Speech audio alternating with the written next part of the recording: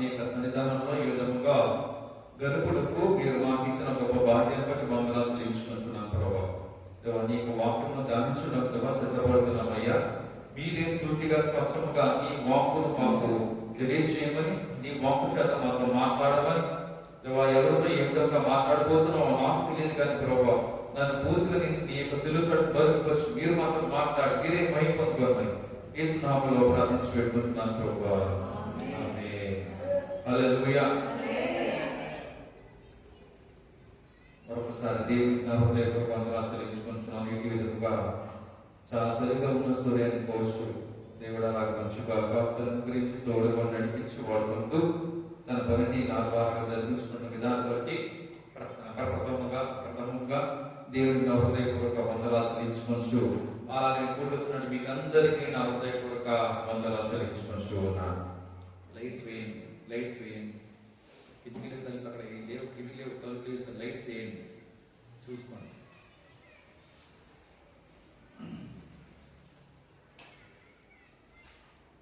మరొకసారి మీకందరికీ నా హృదయపూర్వక క్రిస్మస్ శుభాకాంక్షలు. మీకు మీ కుటుంబానికి సమస్తమైన అందరికీ నా హృదయపూర్వక క్రిస్మస్ శుభాకాంక్షలు ఉంటున్నాను.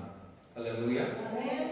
క్రిస్మస్ మాసము ఆనంద మాసముగా మనకున్నది కాబట్టి ప్రతి ఒక్కరి కుటుంబాలు ప్రతి ఒక్కరి జీవితంలో కూడా సందడిగా సంబరాలు చేసుకున్నటువంటి వారు అందరూ కూడా ఉంటూ ఉన్నారు. హల్లెలూయా. ఎందుకంటే లోక రక్షకుడు రాజైనటువంటి యేసుక్రీస్తు ప్రభువు జన్మించి ఉన్నారు కాబట్టి మనం అందరము అనుకున్న విధంగా సంతోషంగానే ఎప్పుడూ ఉండాలి, జీవించాలి. హల్లెలూయా. అయితే మొదటిగా చూసినట్లయితే కనుక ఆ యొక్క దేవుడైనటువంటి యేసయ్య జన్మిస్తూ ఉండగా జన్మించాడనే విషయాన్ని ఎవరు చెప్పి ఉన్నారండి? చెప్పండి. దేవదూతలు చెప్పాలి. దేవదూతలు గొర్రెల కాపరులకు తెలియస్తూ ఉన్నారు కదండి. ప్రథమముగా ఈ యొక్క విషయాన్ని, ఈ యొక్క శుభవార్తను దేవదూతలు ప్రచురం చేసి ఉన్నాయి, చాటాయి. ఎవరు చెప్పాయి? లోక రక్షకుడు రాజు పుట్టాడు అని ఎవరికి చెప్పారు అంటే కనుక దేవదూతలు వచ్చి గొర్రెల కాపరులకు, గొర్రెలకు అక్కడ ఆ విషయాన్ని తెలియస్తున్నారు. హల్లెలూయా. హల్లెలూయా. ఇక్కడ అత్యంత అనాగరికులుగా ఉన్నటువంటి వ్యక్తులు ఎవరంటే కనుక అక్కడ గొర్రెల కాపరులు అత్యంత అనాగరికులు. హల్లెలూయా. వారు ప్రప్రథమంగా దేవుని చూచుటకు గొప్ప ధన్యత వారికి ఇచ్చి ఉన్నారు. అటువంటి వార్త విషయాన్ని వారికి తెలియజేయడం ఒక ఎత్తు, వారు వెళ్ళి చూడడం మరొక ఎత్తుగా కనబడుతూ ఉంటున్నది. హల్లెలూయా. మొదటిగా చూసిన వ్యక్తులు ఎవరంటే కనుక గొర్రెల కాపరు బలలు, దాని తర్వాత దేవదూతలు, ఆ తర్వాత యేసుక్రీస్తు వారిని చూచుటకి ఆరాధించుకోవడానికి వచ్చినటువంటి జ్ఞానులు, ఇలాగ అందరూ కూడా ఆ యేసుక్రీస్తు వారి ఎక్కడైతే కనుక పెట్టి ఉన్నారో పశువుల బాగా ఎక్కడైతే ఉన్నదో అక్కడికి చేరి ఆయన్ని చూసి సంతోషించి అక్కడ ఆరాధించి ఉన్నారు మన దేవుని రక్షకుడిని కూడా. హల్లెలూయా. హల్లెలూయా. గొర్రెల కాపరు చూసినట్లయితే ఏ మాత్రం వారికి లోక జ్ఞానము లేదు, ఏ మాత్రం వారికి లోక జ్ఞానం లేదు. గొర్రెలు కాదు. మరి వారి పని ఏంటి అంటే కనుక మరి ఏం చేస్తారు ఏంటి అంటే వారి మనంతా చూసినట్లయితే వారు కలిగినటువంటి మందరం గొర్రెలను కాల్చుకునడమే, వారు మంచిగా చూసుకునడమే, అంతకుమించి వారు తెలిసింది ఇంకేం లేదు లోకంలో. అందుకనే అనాగరికులుగా లేదంటే ఏమి కూడా లోకజ్ఞానం లేని వారుగా ఉన్నారు అని చెప్తున్నాము. ఆ మందరం లేక ఆ గొర్రెలను ఏ విధంగా వారిని చూసుకోవాలో, ఏ విధంగా వారి మేత ఎక్కడ సమకూర్చోవాలి, ఎక్కడ తీసుకెళ్లాలో, వారికి ఏ విధంగా మంచిగా ఆ నీళ్ళను ఇవ్వాలో పెట్టాలో, ఆ విధంగా వాటి ఎందే ఆలోచనలు కలిగే ఉంటూ ఉంటారు. హల్లెలూయా. హల్లెలూయా. వారికి సర్వస్వం కూడా ఏంటంటే కనుక గొర్రెల కాపరి సర్వస్వం ఏంటంటే కనుక గొర్రెలే, అక్కడ మందలే. హల్లెలూయా. వాటికి ఎదురయ్యేటువంటి సమస్యలు బట్టి కూడా వారు ఎంతగా చాలా జాగ్రత్త వహిస్తూ జాగ్రత్తగా చూసుకుంటూ ఉంటారు. గొర్రెల కాపరులు గొర్రెలను వారి మందలు గొర్రెలను అదేంటండి గొర్రెల కాపరుల కోసం మీరు చెప్తున్నారు, గొర్రెల కోసం చెప్తున్నారు, మమ్మల్ని ఏమైనా కొరకు తెచ్చిపెట్టుకోండి, పెట్టుకోండి, కాసుకోండి అని చెప్తున్నారా ఏంటండి? ప్రస్తుతం డిమాండ్ ఉంది కదా, అంటే మమ్మల్ని చేయమని చెప్తున్నారా, బిజినెస్ చేయమని చెప్తున్నారా ఏంటి అని అనుకోవచ్చేమో. బయట మనకు దొరికేది మిక్స్డ్ అప్, మనకి మటన్ మిక్స్డ్ అప్పే కదా, ప్యూర్ గోట్ దొరుకుతుంది అనుకుంటుందా? మిక్స్డ్ అప్ మనం చూసొచ్చామేంటి, అది గోట్ లేకపోతే షీప్ మనకేం తెలుసా? అక్కడ ఎలా చేస్తాడు, చెప్పండి ఎంత కావాలంటారు, కాఫీ తాకేది కూడా వేస్తాడు కదా. బాగా ఆరితేరులు అయితే కనుక కొద్దిగొప్ప ఎలా తీసిందా వారు చూసిందని బట్టి ఇది గొర్రె మోస్తాను బాబు, ఇది మేక మోస్తాను బాబు అని అప్పుడు వారు చెప్పి బాబు దీంట్లోది నాకు దీంట్లోది కావాలని అది చెప్తూ ఉంటారు. పెద్దలు కొంచెం మంచిగా బాగా అట్లా అనుభవం ఉన్న వారైతే కనుక కదా. ప్రస్తుత కాలంలో ప్రతి ఒక్కరు కూడా దాన్ని ఇష్టపడుతూ దాన్నే తింటూ ఉన్నారు, దాన్ని ఎంచుకుంటూ ఉన్నారు. అయితే గమనించినట్లయితే ఇక గొర్రెలు కాపరి లేదా గొర్రెల గురించి ఎందుకు చెప్తున్నానంటే కనుక, కాపరి అనగానే మనకి ఎవరు గుర్తు రావాలి? ఎవరు గుర్తుకు కనబడుతుంది కదా, ఏంటంటే యెహోవా నా కాపరి నాకు లేమి కలుగదు. ఇక ఆ వచనంలో మామూలు ఆ అధ్యాయం చూసినట్లయితే కనుక గొర్రెల కాపరులు, ఆ గొర్రె మంద గొర్రెల గురించి మనకు కనబడుతున్నది. ఇక్కడ యేసు ప్రభువు వారు అలా కాపరి కనబడుతూ ఉన్నారు. ఈ యొక్క గొర్రెలు ఎవరంటే కనుక మనమందరం కూడా గొర్రెలుగా అవుతున్నాము కాబట్టి మన దేవునికి కదండి. ఇక్కడ గొర్రెలు కాపరి పని ఏంటంటే ఏం చేసేవారంటే వాళ్ళు వారి కలిగినటువంటి గొర్రెలను మందలను మంచిగా చాలా జాగ్రత్తగా చూసుకోవడమే. అంటే గొర్రెలకు ఎటువంటి ఆపద హాని ప్రమాదం వాటిల్లకుండా మంచిగా వాటిని సంరక్షించి కాపాడుతూనే మంచిగా ఆ వాటిని మేపడమే వారి పనిగా ఉంటున్నది. మన దేవుడు ఏం చేస్తున్నాడు? గొర్రెల పైన మనలను ఏమాత్రం దృష్టి పెట్టేస్తున్నాడా? హాని కలుగుతుందా? సరే హాని కలిగితే కలండి నేను వదిలేస్తున్నాడా? లేదు. మన దేవుడు అందుకనే నేను మంచి కాపరిగా ఉన్నాను, యెహోవా నా కాపరి అని మనకి ఇలాగ పాత గ్రంథంలో కొత్త గ్రంథంలో కనబడుతూ ఉన్నాయి కూడా మనకి. గొర్రెలు నా స్వరము వినును అని. గొర్రెలు అనగా ఆ మంద ఆ కాపరి యొక్క స్వరంను విని ఇది నా కాపరి స్వరమే అని ఖచ్చితంగా ఎక్కడున్నాడా అని వెతుక్కొని కాపరి దగ్గరికి వెళ్తారు. హల్లెలూయా. ఆ స్వరము ఉదాహరణకి ఆ గొర్రెల కాపలో పిలిచాడనుకోండి, ఏదో విజిలేసో ఏదో కొంచెం ఆ సౌండ్స్ ఏం చేసాడు అనుకోవచ్చు. మనం కూడా వాటితో పాటు పక్కన విజిలేసాం, అది అయిపోయిన తర్వాత అంటే ఆ కాపర్ వేసిన తర్వాత మన పక్క నుండి అని ఏదో వేసాం అనుకోండి, అర్థమైపోద్ది ఇది నకిలీదేది అని అది ఒరిజినల్ అని నాకు అర్థమైపోతుంది. ఎందుకంటే చిన్నప్పటి నుండి ఎంత ప్రేమతో నేను నన్ను చూశాడో లేదా పెంచాడో అని ఆ స్వరముని ఈజీగా అది గమనించగలుగుతూనే ఉంటూ ఉంటారు. హల్లెలూయా. నిజమైన కాపరి, నిజమైన దేవుడు, నిజమైన రక్షకుడు మన దేవుడే. ఆయనే యేసుక్రీస్తు ప్రభువారే ఉన్నారు. అందుకనే లోకంలో ఉన్న వారందరినీ కూడా రక్షించడానికి లోక రక్షకునిగా ఆయన భూమి మీద మన మధ్యకు జన్మించాడు, వచ్చి ఉన్నాడు. హల్లెలూయా. హల్లెలూయా. ఈ లోకంలో ఎంతో మంది జ్ఞానులు మనకి, రాజులు కూడా మనకి గొప్పగా కనబడుతున్నారు. అయితే ఇక రక్షకుని యొక్క జనాల వార్త అనాగరికులుగా ఏమీ కూడా తెలియని వారైనటువంటి ఆ కాపులకి ఆ విషయాన్ని తెలియసి ఉన్నారు. ఎందుకంటే దేవుడు ఎటువంటి విధముగా ఉన్నాడో అదే విధంగా ఆ గొర్రెల కాపులు కూడా తన మంద పట్ల కూడా కలిగే ఆలోచన కలిగే వారి తీరు, వారి జీవనం విధానము, పరిశుభ్రం కూడా ఆ విధంగా కలిగి ఉన్నారు. కాబట్టి సేమ్ నన్ను పోలిన వారుగా ఉన్నారు కాబట్టి ఇక విషయాన్ని నేను వీరికి తెలియచేటువంటి ఆలోచన చేతనే నేను భావిస్తున్నాను. ఆలోచన చేతనే గొర్రెల కాపులు ఇక విషయం ఇక వార్తలు తెలియసి ఉన్నారు. ఏ జ్ఞానులకు ఏ రాజులకు తెలియస్తే అంత లెక్క తీసుకోవచ్చేమో. జ్ఞానం చూసినట్లయితే కనుక ఎంతమంది దేవుని వద్దకు వచ్చారని చూడడానికి తీసుకొచ్చిన గిఫ్ట్లు బట్టి లేదా కానుకలు బట్టి అర్పణను బట్టి మనము లెక్కిస్తూ తీర్మానిస్తూనే ఉన్నారు, ముగ్గురే. కానీ వారు వచ్చినది అనేకులు, వారు ప్రయాణం చేసింది అనేక మంది ప్రయాణం చేసి ఉన్నారు. ఒక సమూహంగా, ఒక పెద్ద సమూహంగా వారందరూ కూడా ప్రయాణం చేసి ఉన్నారు. మరి కేవలం ముగ్గురు మాత్రమే దేవుని వద్దకు వెళ్ళి అక్కడ గిఫ్ట్ కానుకలు ఇస్తున్నారేంటమ్మా అని అంటే, ఇక ముగ్గురు జ్ఞానులేమో దేవుడిని చూసి, అనగా లోక రక్షకుడు నిజ దేవుడు పుట్టి ఉన్నాడే, రాజే వచ్చి ఉన్నాడే, ఈయన అందరికంటే కూడా ఎంతో ప్రాముఖ్య వ్యక్తిగా, విలువైన వ్యక్తిగా, నక్షత్రం చూసిన వెంటనే అర్థమవుతూనే కనబడుతూనే ఉన్నది కాబట్టి ఈయనే రాజు, రాజులకే రాజుగా ఉన్నాడు, ప్రభులకే ప్రభువే ఉన్నాడు, ఈయన లోక రక్షకుడు కాబట్టి మనమందరూ అనగా ఆ ముగ్గురు కూడా ఒక టీమ్ గా ఫ్రెండ్స్ గా ఉన్నారనుకోవచ్చు. ఎంతో వెళ్ళి దేవుడిని మనం ఆరాధిద్దాము అని లెక్కించున్నారు, ఆశపడి ఉన్నారు, ఆలోచన కలిగి ఉన్నారు అనుకోవాలి.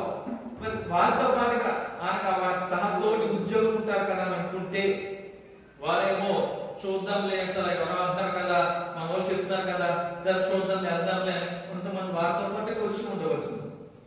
వారి ప్రయాణం ఎలాగంటే కనుక ఎడారిలో, గుంటలో, లోయలలో దాటుకుంటూ ప్రయాణం చేసుకుంటూ వచ్చి ఉంటారు. యెరూషలేములోకి ఎప్పుడైతే కనుక అడుగు పెట్టారో, వెళ్ళారో, వచ్చారో, ఆ యెరూషలేము అక్కడ నగర వాసులందరూ కూడా కలవరం చెందుతూనే ఉంటున్నారు. మన ఊళ్ళోకి, మన పేటలో, మన కాలనీ అనుకోవచ్చు, ఎవరైనా కొంచెం కొత్త మొక్కలు ఏదో ఒకరిద్దరు కనబడ్డారు అనుకోండి, మనకు వస్తే ఎలా చెప్పండి ఒకసారి, ఎవరంతా మనం చూస్తాం అంతేనా, చూస్తాం చేస్తాం. అదే ఒక 30 మంది ఒక్కసారి గుంపుగా అలాగే వెళ్తున్నారు, మన వీధిలోకి వెళ్తున్నారు అనుకోండి, ఒక్కసారి అందరూ కూడా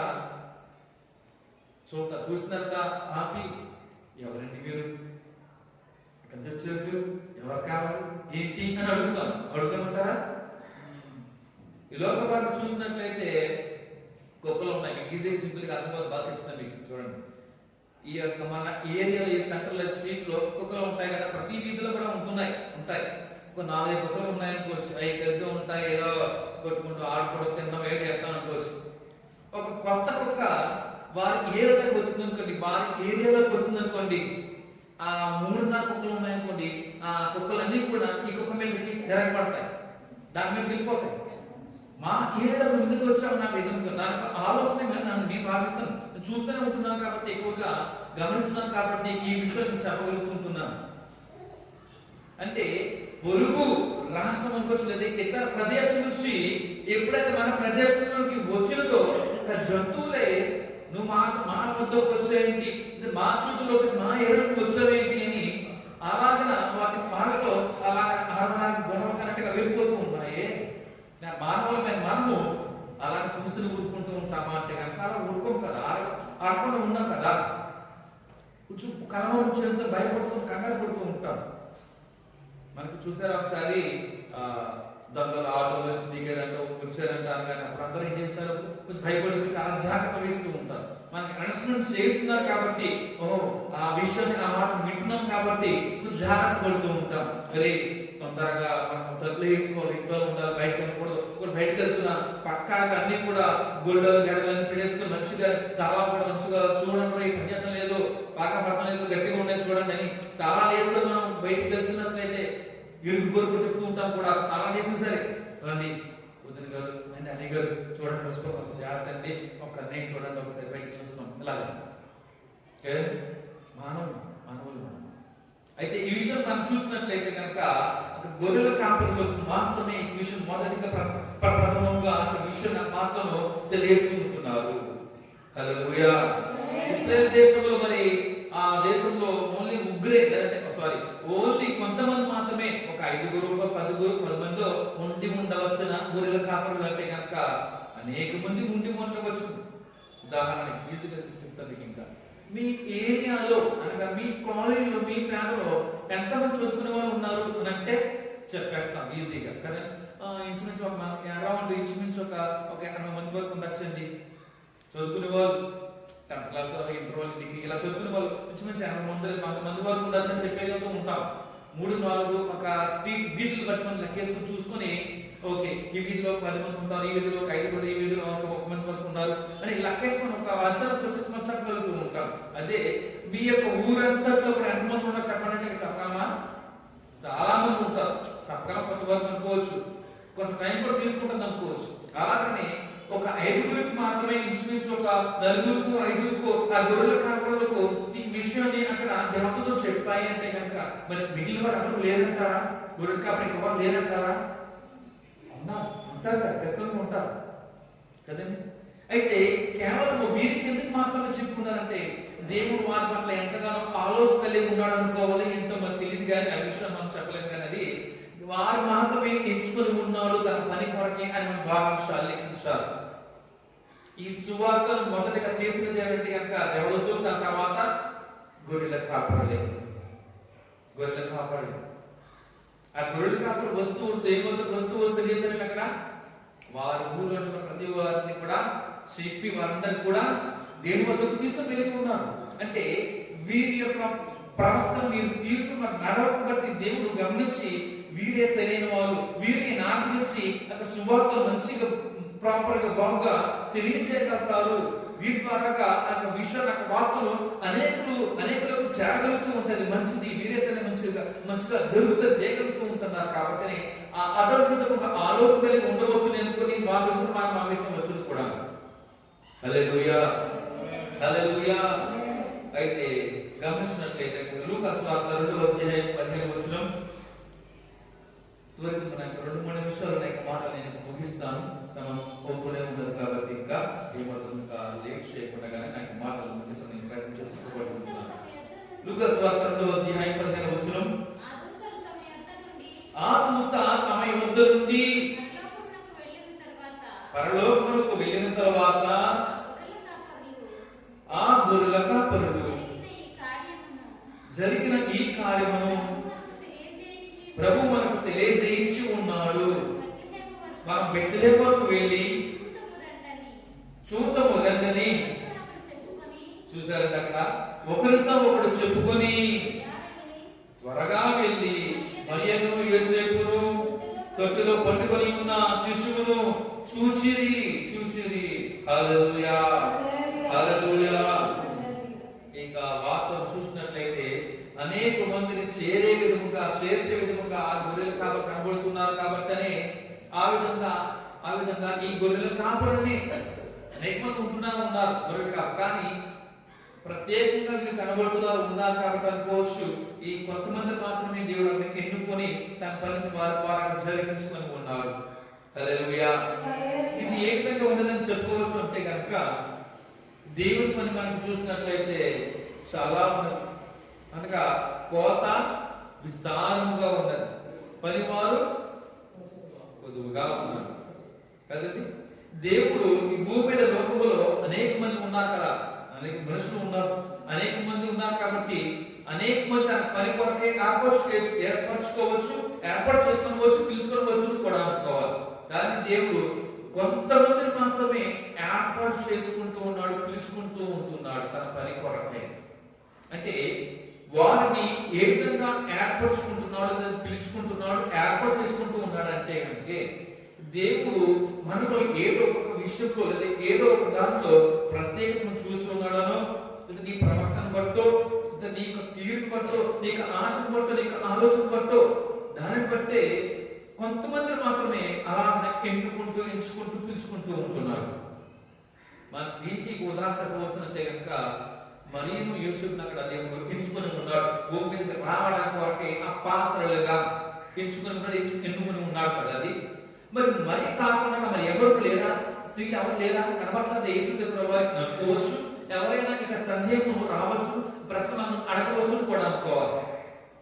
కానీ ఈ మరియ కాకుండా మరి ఎవరు కూడా వారు పరిశుద్ధమైన జీవితము కలిగి ఉండలేరు. కాబట్టి అంటే ఏ విషయంలో సరే అనుకో చూసుకున్నా మరి చాలా జాగ్రత్తగా పరిశుద్ధంగా పవిత్రంగా జీవించి ఉన్నది.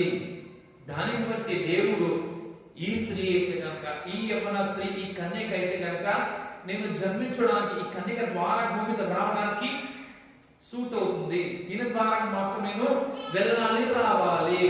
మరి ఎవరు కూడా లేరు కదా, పరిశుద్ధంగా పవిత్రంగా ఉన్నారంటే ఎవరు కూడా కనబడాలి, ఎవరు లేరే. భూమి మీద దేవుడు చెప్తున్నటువంటి మాట ఏంటంటే కనుక భూమి మీద నరులు ఎవరు కూడా పవిత్రంగా పరిశుద్ధంగా లేనేలేరు అని దేవుడు చూస్తూనే ఉన్నాను, ఎవరు కూడా కనబడలేరు అని తన మాటలను మనతో మాట్లాడుతూ తెలియజేస్తూనే ఉంటున్నాడు.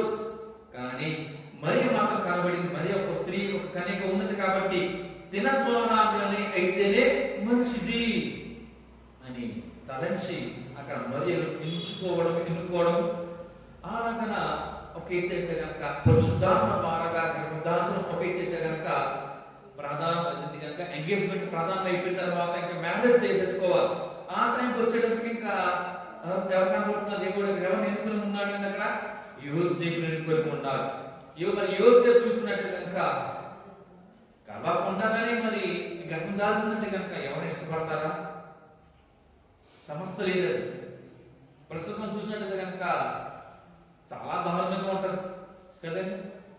మరి ఆనాటంలో కూడా అంటే మరి మామూలు ఉంటుంది అంటే కనుక అది ఎవరు కూడా ఇష్టపడవు, ఎవరు కూడా కోరుకోరు కూడా మంచిదిగా కరెక్ట్గా కానీ ఒక మాట రెండు మాటలు అంటూ ఉండేవారు, ఉండిన వారు కూడా అనుకోవాలి. అయితే గమనించినట్లయితే యోసేపు తోటి అక్కడ దేవదూత మాట్లాడి ఉన్నది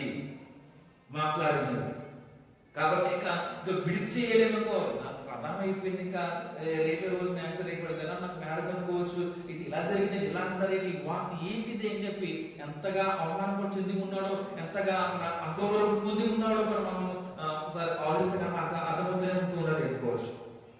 కానీ అక్కడ దేవదూత ద్వారాగా యోసేపుతో మాట్లాడగా తెలియచేయగా అప్పుడు మొత్తం పూర్తిగా అర్థం చేసుకుని ఉన్నాడు.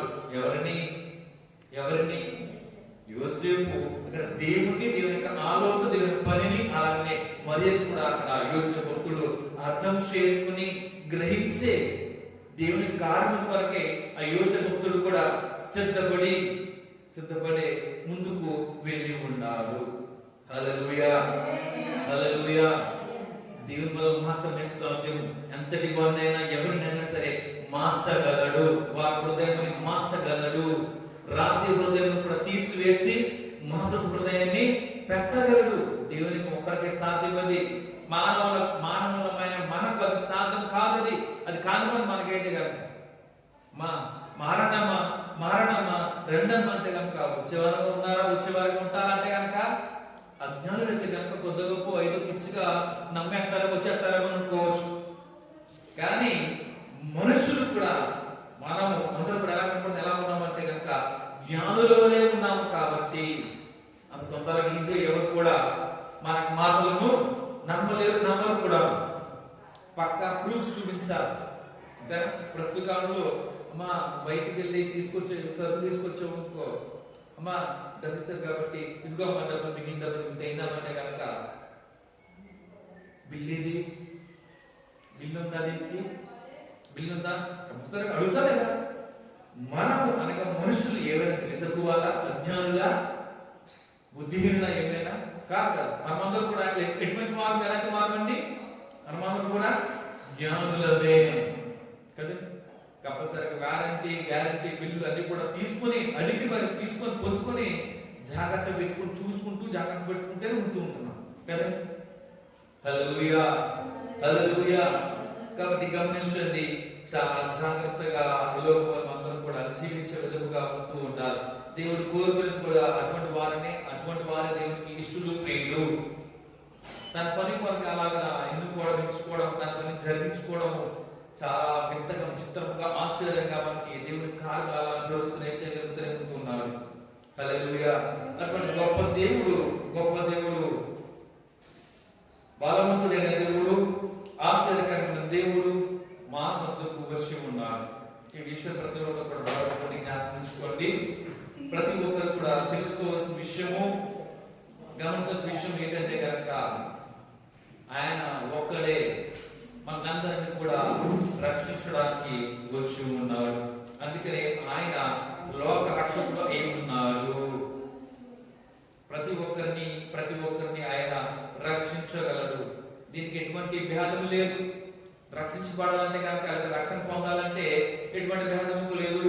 కొట్టువాడా, ఎక్కడ నిలవాడా, అంటే అక్కడ ఎక్కడ ఇలాంటి ఎక్కడ కూడా భేదం లేదు. ఆయన ఇటువంటి వారినైనా ఎక్కడి వారినైనా ఎవరినైనా సరే రక్షించగలడు, క్షమించగలడు, వారి పాపాలను కడిగి వేయగలడు. హల్లెలూయా, హల్లెలూయా. ఈ విషయం ప్రతి ఒక్కరు కూడా గమనించి గుర్తుంచుకోవాల్సిందిగా నాకు మనవి.